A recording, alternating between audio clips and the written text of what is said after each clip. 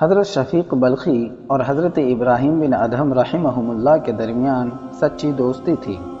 ایک مرتبہ شفیق بلخی اپنے دوست ابراہیم بن ادہم کے پاس آئے اور کہا کہ میں ایک تجارتی سفر پر جا رہا ہوں، سوچا کہ جانے سے پہلے آپ سے ملاقات کر لوں، کیونکہ اندازہ ہے کہ سفر میں کئی مہینے لگ جائیں گے۔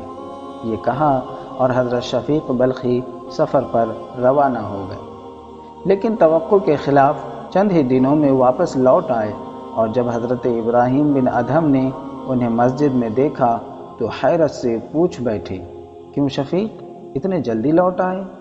حضرت شفیق بلخی نے جواب دیا، حضرت میں کیا عرض کروں، راستے میں ایک حیرت انگیز منظر دیکھا اور الٹے پاؤں ہی گھر لوٹ آیا۔ ہوا یوں کہ ایک غیر آباد جگہ پہنچا، وہیں میں نے آرام کے لیے پڑاؤ ڈالا۔ اچانک میری نظر ایک پرندے پر پڑی جو نہ دیکھ سکتا ہے اور نہ اڑ سکتا ہے۔ مجھے اس کو دیکھ کر ترس آیا۔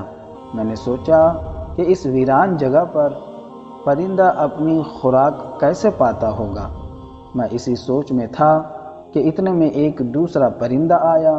اس نے اپنی چونچ میں کوئی چیز دبا رکھی تھی۔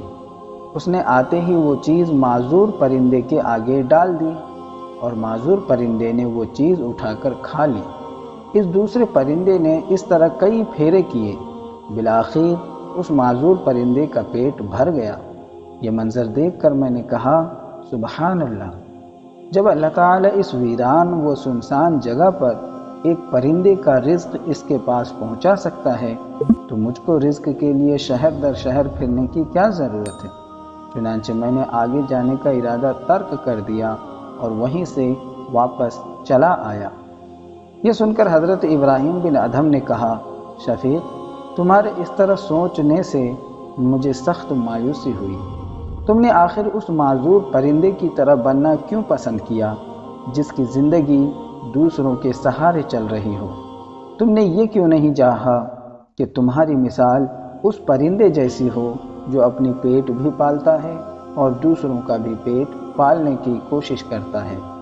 حضرت شفیق بلخی نے یہ سنا تو بے اختیار اپنی جگہ سے اٹھے اور حضرت ابراہیم بن ادہم کے ہاتھ کو چوم لیا اور کہا، اے ابو اسحاق، تم نے میری آنکھیں کھول دی، وہی بات صحیح ہے جو تم نے کہی ہے۔ اس واقعے سے ہمیں دو نصیحتیں معلوم ہوئیں، ایک یہ کہ زندگی میں ہم دوسروں کے لیے کبھی بوجھ نہ بنیں، اور دوسری یہ کہ ہم ہمیشہ دوسروں کے کام آئیں، پاکیزہ اور حلال روزی کما کر دوسروں کے لیے سہارا بنیں۔